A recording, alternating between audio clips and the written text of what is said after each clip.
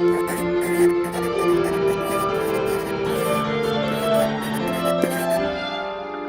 ne louper aucune vidéo, abonnez-vous et activez la cloche. Bonjour tout le monde, nous sommes le 28 septembre 2022 et bienvenue dans cette mensuelle littéraire de septembre. Nous commençons par les sorties littéraires de ce mois. En publication, nous avons La malédiction des joyaux, tome 4, La concubine, par Laurent Delépine, toujours sur Scribd qui devient au passage l'atelier des auteurs, ainsi que sur la plateforme Wattpad. Un tout petit résumé, vu qu'à chaque fois justement je vous lis le début, là effectivement en ce moment je vous lis plutôt la fin. En tout cas, ses rêves vont lui permettre de sauver la vie de ses amis lors des catastrophes qui vont s'abattre sur Youth Pauline. Je sens effectivement que je vais me faire massacrer parce que la prononciation, ce n'est pas ça. Parce que les catastrophes, ce n'est pas cela qui va manquer. Et c'est sans compter avec le monstre qui rôde dans le harem, faisant disparaître concubines, eunuques et domestiques. Jamais la vie de Neran n'aura été aussi en danger. On a un petit peu peur quand même. Nous continuons avec Zéro absolu du Zal de Komakai, ou Komakai si je le prononce bien.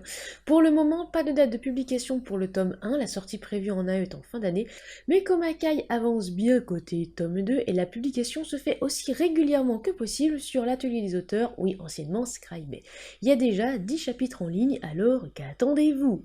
Dans le genre, nous sommes dans l'urban fantasy, action, LGBTQ+, et dystopie. Passons maintenant aux sorties en maison d'édition. Nous commençons avec Tuata, épisode 1, 2 et 3, La Valkyrie et le pianiste aux éditions Execo, écrit par Jeanne Malisa qu'on ne présente effectivement plus. Dans le genre, nous sommes dans le fantastique, contemporain, érotique et aventure. Date de sortie, c'était le 1er septembre 2022 pour les 3 épisodes. Et oui, pour les 3. Un petit résumé, c'est parti. Mariés depuis 7 ans, Clyde et Carola McKilloch vivent heureux avec leur petite fille Esline à Tuatha, le domaine ancestral écossais.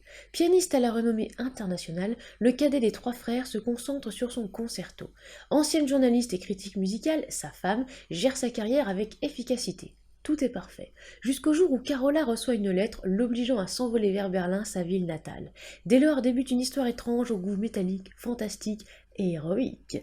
Ce qui est habituel avec les McKilloch. Et je m'arrête là, effectivement, ceci est le résumé du premier épisode de l'aventure qui en compte 3. Et sachez qu'il se pourrait que Maritza Jaillet ait déjà chroniqué les 3 épisodes. Nous poursuivons avec Facinera, je sens que ça va être difficile la prononciation, Facineira ou Facinera, désolé d'avance, écrit par l'incroyable autrice Orezza Dantes chez les éditions Octokill. Dans le genre, on est dans l'horreur, le creepypasta, le conte. À savoir que le format c'est une novella et la sortie est prévue pour le 30 septembre, soit dans 2 jours. Un petit pitch. Facinera, fée noire, ombre fascinante, vue partout et présente nulle part. Elle est de ces créatures que l'on invoque pour mieux les conjurer. Son nom flotte dans les esprits et ouvre les frontières d'une autre réalité, entre imaginaire et perfidie. Ça donne envie, pas vous? Enfin, nous avons 2 ouvrages de Jérôme Martin.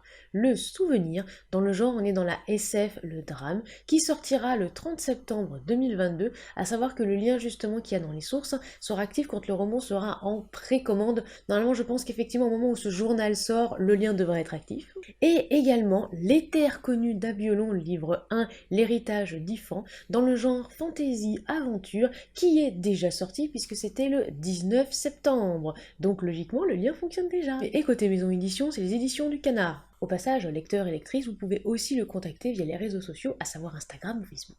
On passe maintenant à l'auto-édition, avec Une histoire sur sa peau, écrit par Isabelle M. Day.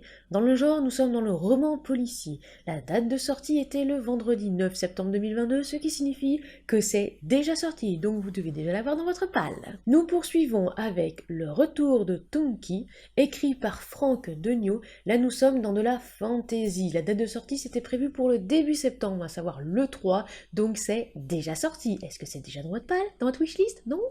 Il s'agit d'un roman court, hybride de littérature blanche et de littérature noire, qui n'est pour l'instant disponible qu'au format e-book. C'est aussi le premier tome d'une saga que l'auteur veut très longue, à savoir entre 12 et 18 volumes.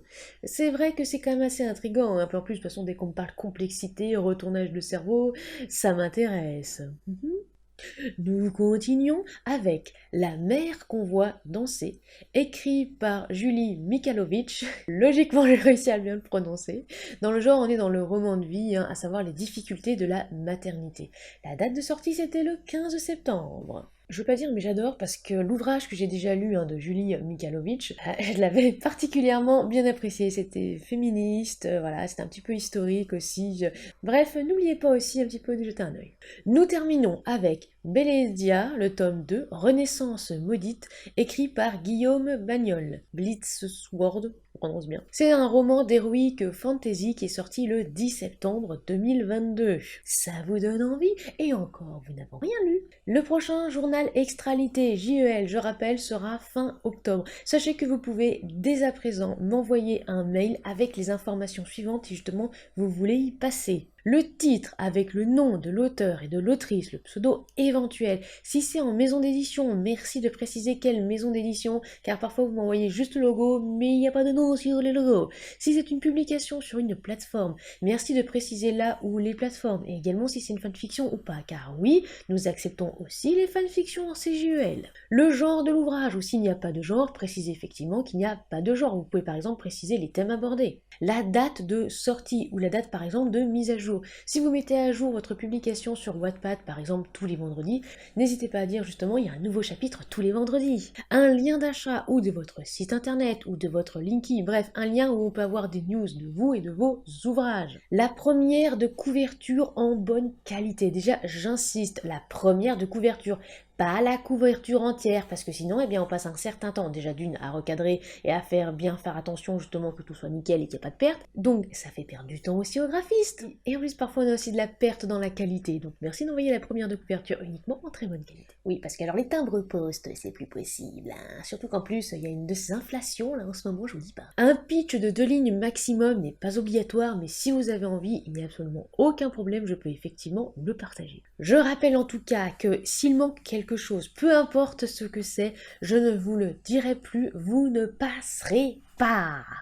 Bref, je laisse maintenant la parole à notre artiste du mois, à savoir Gobolino. Bonjour et merci Maritza de m'avoir accueilli dans ce journal extra-littéraire. Je suis Gobolino, connue aussi sous son nom de plume Gwen Guillain, car effectivement je suis autrice, mais aussi bêta-lectrice, alpha-lectrice, correctrice et vraiment pas douée pour ce qui est des montages, donc il va falloir que vous fassiez avec. Pour ce qui est d'autrice, j'ai publié en mai 2021 ce livre, Malou d'Ivray, aux éditions du Penseur. C'est une histoire que je qualifierais de fantaisie cradingue, qui suit les aventures de la servante d'une très puissante sorcière, dans un monde où les histoires ont une existence physique. On peut les attraper, on peut les couper en morceaux, on peut les vendre au poids, voire les exciser ou les recoudre pour omettre les éléments les plus gênants en fonction de ce qui convient le mieux aux gens. Pour que vous puissiez comprendre un petit peu mieux le fonctionnement, voici la première page de l'histoire. Chaque jour de marché, quelle que soit la saison, qu'il pleuve ou qu'il vente, on raconte des histoires. C'est son métier, c'est ce qu'il crie aux chalands qui passent et haussent un sourcil devant sa marchandise.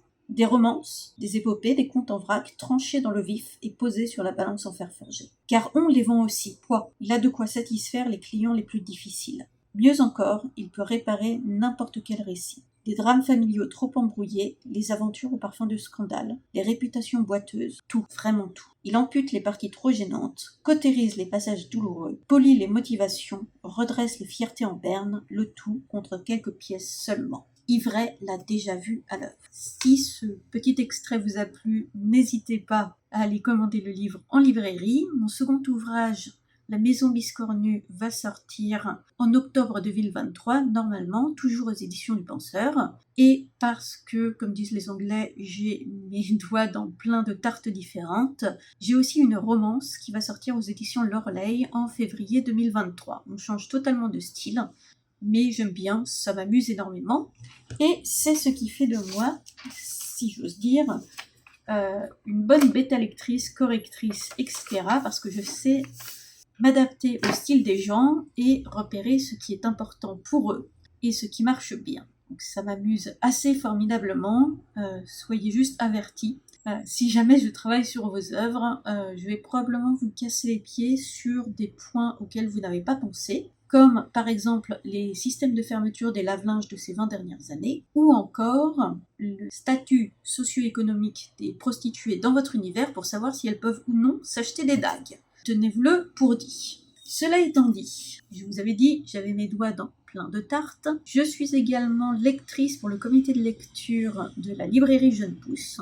Donc j'adore les auteurs indépendants et ça me rend extrêmement heureuse de participer à leur visibilité. Et enfin, parce que j'ai récemment lâché mon boulot principal, ce qui est une longue histoire qui prendrait plus de 5 minutes, et parce que je suis effectivement pas douée, je me suis lancée dans une petite aventure sur TikTok, dont j'ai mis le premier morceau en ligne hier.